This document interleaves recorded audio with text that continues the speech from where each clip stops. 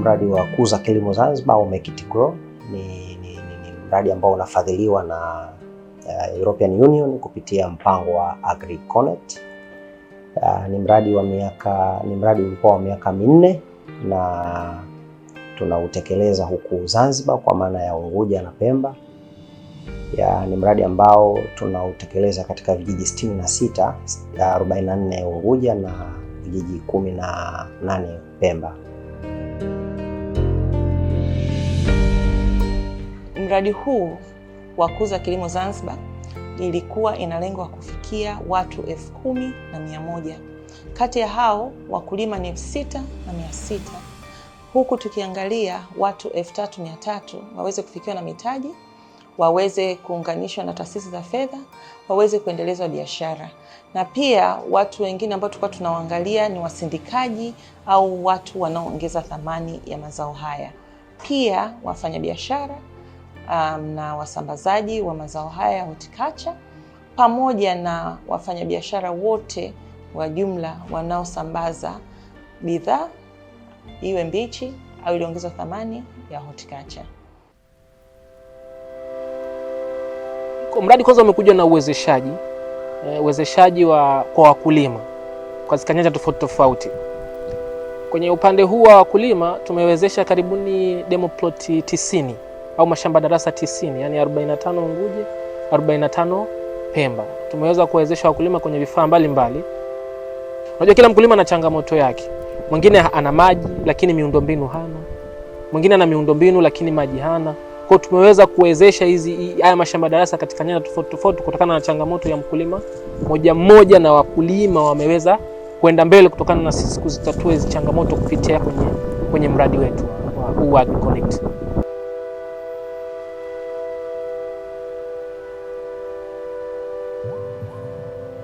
Tulianza kikundi chetu kwa kufanya kilimo cha nusu eka, wakati ambapo ilikuwa ni shida kweli. Tulitegemea zaidi umwagiliaji kwa njia ya mkono, kwa tunamwagilia maji kwa njia ya mkono. Kikundi kilikabiliwa na changamoto hata ya elimu. Kwa hivyo nusu eka hiyo mazao yake kwa kweli yalikuwa ni machache sana, ikatulia vigumu, lakini tukapambana. Mwisho wa mavuno hatukuwahi kuvuna zaidi ya 400,000 faida tulikuwa tukipata. Jua kwamba gharama ilikuwa inakaribia 200,000. Baada ya kukutana na TAHA kwa kweli tukapata mwamko mzuri kwamba ufadhili uliopo wa jumuiya za Ulaya. Kwa hivyo nusu eka ile tuliopata ufadhili wa mipira na vitendea kazi vingine, kwa kweli mambo yalikuwa ni mazuri, kwani tuliongeza eneo la kilimo kutoka nusu eka mpaka eka 2 sasa, na tukapata mkopo kutoka CRDB Bank moja kwa moja, ikakuza zaidi. Lakini chanzo hapa ni ufadhili uliotoka kwa jumuiya za Ulaya kwa kupitia shirika letu la TAHA. Mambo yakawa ni mazuri, tukaongeza ajira ya vijana kutoka wakulima 4 tukafika wakulima 10. Mambo yakazidi kunoga. Elimu tulioipata, usaidizi tulioupata, misaada ikatanua wigo wa kipato. Kutokana na kwamba tuliweza kumudu kilimo tulichokuwa tukipanda kwa elimu ilikuwa tumepata na usaidizi tulikuwa tumeupata. Kwa hivyo kutoka faida ya shilingi 400,000 tukafikia 3,700,000 kwa mara ya mwisho baada ya kuvuna. Mazao haya tukafungua account CRDB, tukaanza kulipa mkopo tuliopewa kwa ajili ya kukopa sola tulionayo ambao inaonekana hapa. Baada ya hamasa nyingine tukapata taarifa kutoka kwa TAHA ya kwamba sasa tunasikiliza kilio chenu na changamoto zenu. Changamoto kubwa iliyokuwa tuliitaja ni changamoto ya miundombinu umwagiliaji. Kwa hivyo wakaahidi kutusaidia ujenzi wa mnara. Kwa hivyo mnara si kipindi kirefu kajengwa. Pia wakaahidi kupata tangi au tenki lenye ujazo wa lita 5,000, na tunashukuru kwamba limetekelezeka hilo. Kwa hivyo hizi ni shukurani kwa kweli za dhati kabisa ziende katika mdolongo mzima ule, kuanzia ufadhili mkuu mpaka kufikia kwa TRIAS na TAHA katika hatua iliyofikiwa, ambapo kilikuwa ni kilio kikubwa kwetu, ambapo matarajio tunategemea kwa matarajio yetu ya baadaye ambapo si muda mrefu, kutokana na miundombinu tayari iliyokuwa inatekelezwa na serikali yetu adhimu ya mapinduzi ya miundombinu ya umeme, tunatarajia kwamba ni kipindi kifupi, badala ya eka 2 tutaweza kulima hata eka 3-4.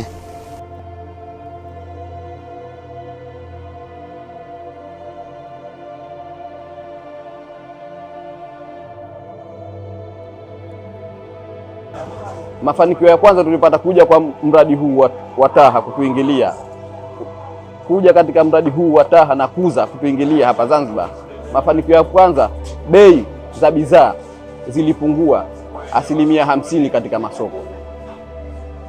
Kwani kabla ya hapo kutokuja huu mradi tulioutaja, ilikuwa bidhaa zote tulikuwa tukiagizia kutoka nje ya nchi, yani tukichukua kutoka Tanga. Sasa ilikuwa harama, ilikuwa ni kubwa. Katika bidhaa tunazoziuza hivi sasa 50% ama 75 tunazalisha wenyewe. Kuja kwa mradi huu, mafanikio niliyoyapata si mimi peke yangu, hususan jamii iliyouzunguka mradi wa TAHA umefanikiwa vya kutosha. Kwanza mpaka hawa walaji vitu wameweza kuvimiliki kutokana na bei zimeshuka, kwa sababu vimezalishwa kwa wakati na kwa wingi hapa. Kwa hiyo wale walaji kwanza wamenufaika wao kwanza, na sisi tumenufaika vile vile kuzitoa pesa nyingi hapa tukazipeleka bara. Kutokana na vile process zile pesa hatuzipeleki tena kule, so pesa zimebaki hapa. Kwa hiyo tumeweza kupata faida katika biashara zetu tunazoendesha, na upotevu ule wa mali, kwa sababu kama unazichukua pesa unazipeleka huko, vile vitu vinavyokuja huwa vinapitwa na wakati, si vizuri, vitakuwa vishapoteza muda hata vikifika hapa, na mambo ya usafiri ya mashua viharibike. Kwa hiyo pale tumefaidika vya kutosha kuja kwa mradi kutokana na process hiyo. Mimi binafsi nilikuwa naishi katika nyumba iliyokuwa imechakaa, lakini kuja kwa mradi na kuja kwa biashara, nimejenga nyumba ya kisasa, nimetengeza, naishi vizuri tu na watoto wangu na nimepata ada za uwezo wa kuwalipia shule, wanaendelea na masomo kama kawaida mpaka hivi sasa tunapozungumza.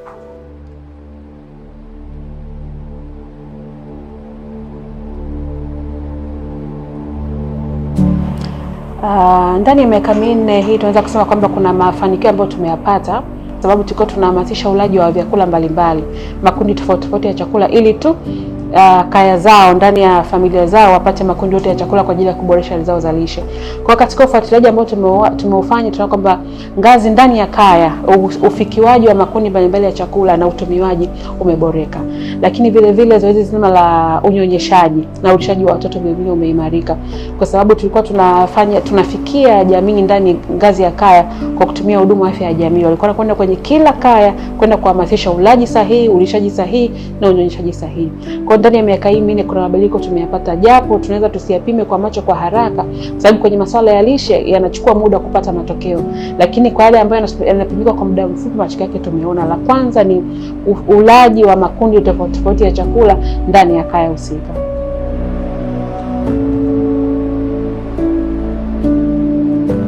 Mwaka 2021 ndio nilijiunga na huu mradi. Hiyo nimejifunza, kwanza ilikuwa mboga sijui inavyopikwa, mimi napika naichemsha, nikisha naichuja, kumbe ndio vitamini vyote pale ushatoa. Lakini nilipopata mafunzo jinsi ya kuipika mboga, ndio naona imenisaidia, mabadiliko yamekuwepo, kwa sababu nilipokuwa nikipika mwenyewe mwanzo na nilipopata haya mafunzo tofauti.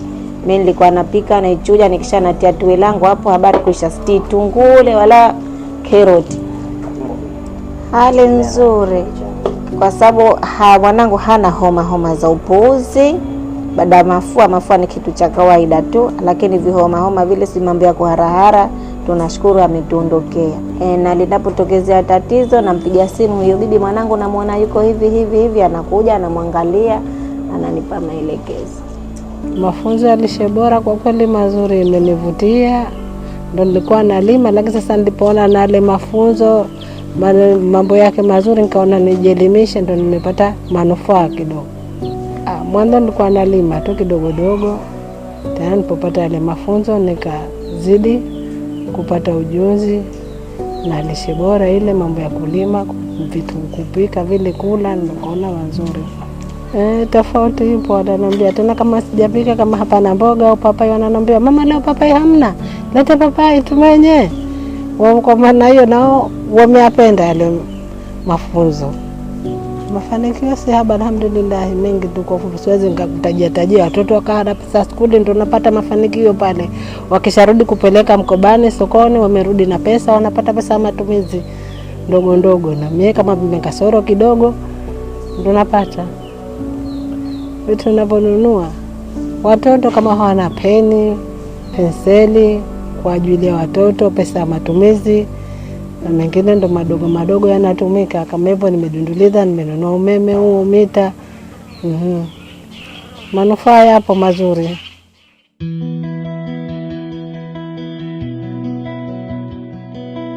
Kuongeza thamani. Watu wamekuja na njia tofauti za ubunifu za kuongeza thamani na kuweza kujua hizo biashara zao zinakuzaje. Wengi walikuwa wanafanya biashara bila kujua kama wanapata faida kwa kiasi gani na vipi wakuze mitaji yao waweze kufanya biashara kwa ukubwa zaidi. Hilo pia tumefanikiwa. Na jambo lingine ilikuwa ni katika upatikanaji wa mitaji. Mitaji watu walikuwa wanategemea kupata katika hizi taasisi za fedha kama benki, lakini walikuwa hawajui kwamba kuna hizi tunaitwa traditional methods au hizi njia za asili za kupata mitaji kama vikoba, ambao unakuwa na kisanduku, mnachangishana pesa, alafu mnakopeshana kutokana na mzunguko. Hilo pia limefanikiwa, watu wameweza kupata mitaji.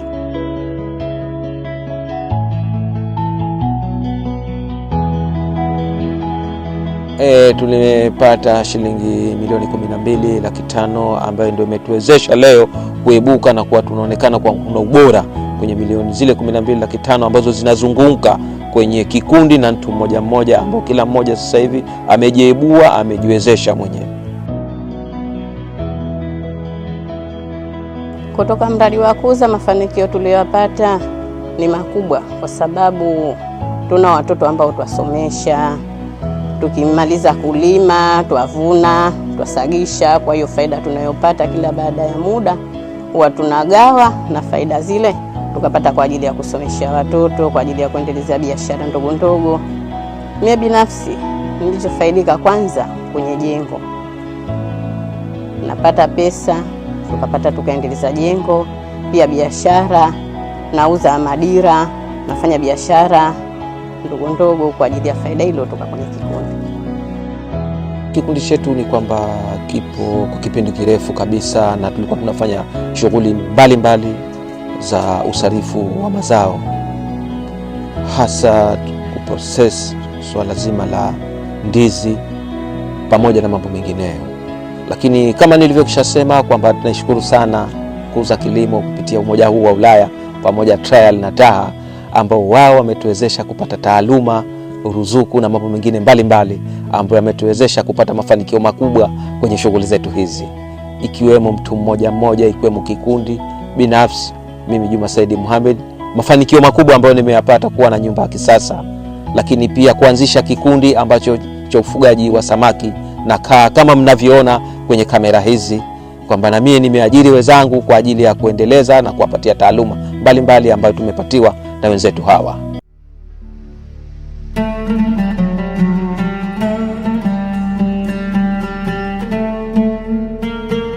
Tangu mwanzo nilikuwa siwajui TAHA, lakini kuna muda nilipata taarifa kuhusu TAHA wana support pia wajasiriamali, wanawashika mkono. Kwa hiyo nisema acha kwa nini nisende TAHA. Nikaenda TAHA, nikachukua bidhaa zangu sample, nikachukua na vipeperushi vyangu, nikawaonesha TAHA, wakaja wakanifuatilia, wakaona yes, huyu kweli anafanya hichi kitu na ana ndoto na hiki kitu, ndo TAHA wakanisupport kupitia mradi wao. Mradi tena ulivyokuja, mlivyojua kuhusu mradi wa Kuza, ulikuja kunisapoti mtaji, kwa sikuwahi kuwa na huo mtaji, kwa sababu most of the time tunafanya wajasiriamali, tunafanya biashara ama tunafanya mambo ya viwanda kwa mtaji wa duni sana. Unakuta mtu hata mtaji wa milioni 1 haufiki. Tuseme tukile kwa kukisia nilianza na mtaji wa 200,000. Unakuta mtaji, mtu anatakiwa aanze mtaji labda biashara tuseme milioni 20 au 50 mfano, lakini unakuta mtu anaanza na mtaji 200,000, unakuta zile hustle zinakuwa nyingi sana. Mradi wa kuuza ulikuja kunisupport kwa upande mkubwa, kwa sababu nilikuwa sina mashine ya kumenyea vitunguu saumu, nilikuwa sina mashine ya kusagia, kwa hiyo nilikuwa nina blender zile za nyumbani ndogo, kwa unakuta kwa siku nzima mimi naweza kuzalisha faida ambayo unaweza kutengenezwa ndani ya dakika 10. Kwa hiyo unakuta ilikuwa napoteza muda mkubwa na walipa watu, lakini kumbe huko mimi najiona naingiza pesa, lakini kumbe nilikuwa napata hasara. Kwa hiyo mradi wa kuuza umekuja kunisaidia kuweza kumanage vizuri muda. Kwa hiyo napata muda japo sio kwa mkubwa, kumanage vizuri zaidi kwa sababu natakiwa ni improve zaidi, lakini kwa kiasi tofauti na kule mwanzo ambapo nimetoka. Lakini najua sasa hivi naweza kutengeneza PC 35 asubuhi mpaka zangu saa 7 nishamaliza kazi. Najua hata kama mtu ametaka siku hiyo naweza kumpelekea mzigo ambayo mteja hawezi kukosa.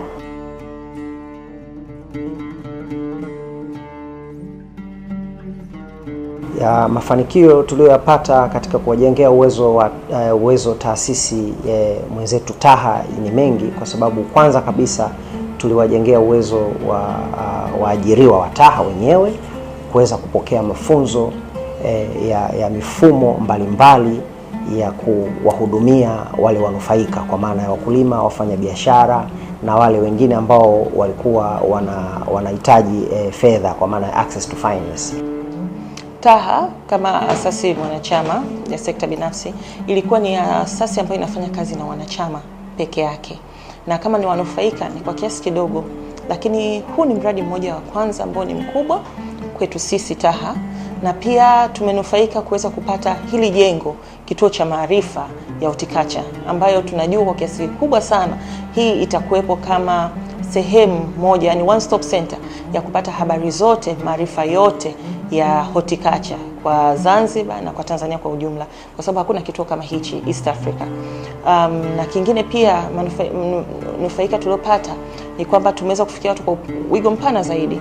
Tulikuwa katika mwaka tunafikia watu 2000, lakini sasa hivi katika mwaka tunafikia mpaka watu 10,000 katika ule mnyororo wote wa thamani.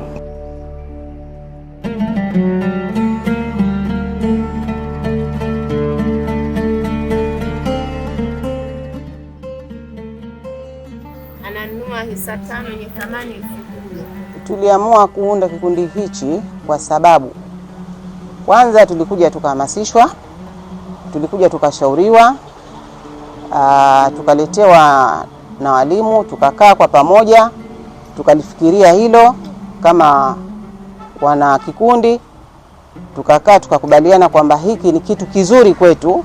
Kwa upande mmoja tunaweza tukasema kama ni ajira kwa upande wetu, kwa sababu kinatupa manufaa mengi, na ndio maana tukakubaliana nacho, na ule ushauri tulikubali kwa sababu tuliona kwamba ni maslahi makubwa na mafanikio makubwa yanakuja tulipo na mbele yetu. Niliamua kuwa mkufunzi kwa sababu niliona ni fursa imekuja katika jamii yangu, na ni fursa hii imekuja katika Zanzibar, na nikapata ile fursa ya kuwa na mie nimo miongoni mwao, nikana shauku zaidi ili kuweza kukuza wana jamii yangu ambao wamenizunguka, sikuchanganya kama ni wanawake au wanaume, ili kuweza kujikwamua kimaisha na kupata maendeleo sahihi na kujihisi wao wanaweza.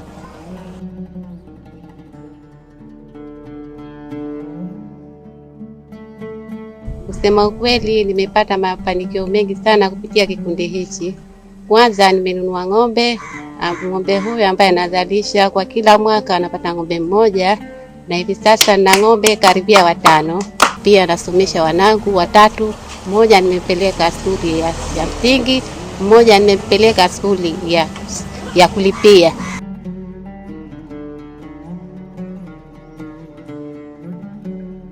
Jina langu Magdalena Zakaria. Najishughulisha na biashara ya samaki na kaanga na kuuza wabichi. Kikundi cha Tupendane kimenisaidia sana kutokana na mikopo nachukua. Nimeanza na mtaji wa shilingi 40,000. Sasa hivi 150,000, nashukuru. Nimefanikiwa, nimenunua kiwanja kwa kutokana na kikundi cha Tupendane.